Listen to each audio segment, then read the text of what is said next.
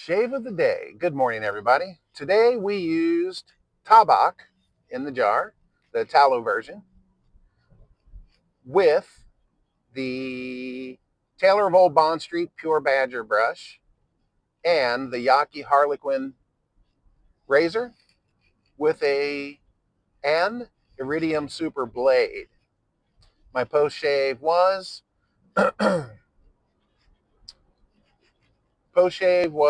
PAA Twee with a follow up of Murphy and McNeil Cran Method, another green Irish tweed. Okay, so on to the shave. Tabac, however you pronounce it, it's a great neutral scent.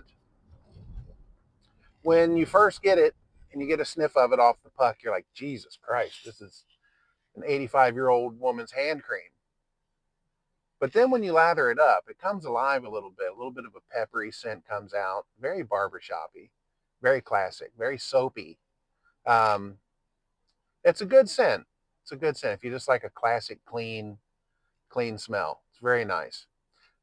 On top of that, because it's so neutral, you can pair it with just about anything. any splash afterwards is going to go with it just fine. So that's why today I went with Twee. I haven't worn Twee in a while, and I was feeling a little green Irish Tweedy this morning. So, but you know what? I feel like PAA could back off just a little bit. The scent's pretty strong. I put it on over an hour ago, and it still smells like I just put it on. And I know I'm going to project. And look, here's the thing with scents.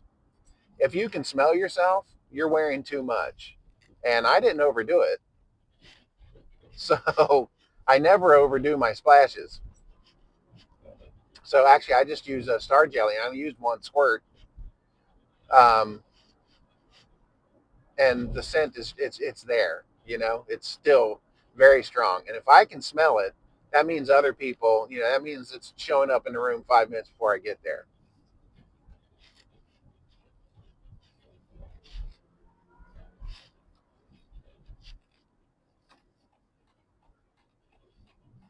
So yeah, they could dial it back just a little bit. Yeah, I fear a lot of men probably wear too strong of a scent, but then to each his own. Anyway, now the Yaqui Harlequin. Here's where the uh, here's where the complaint comes in.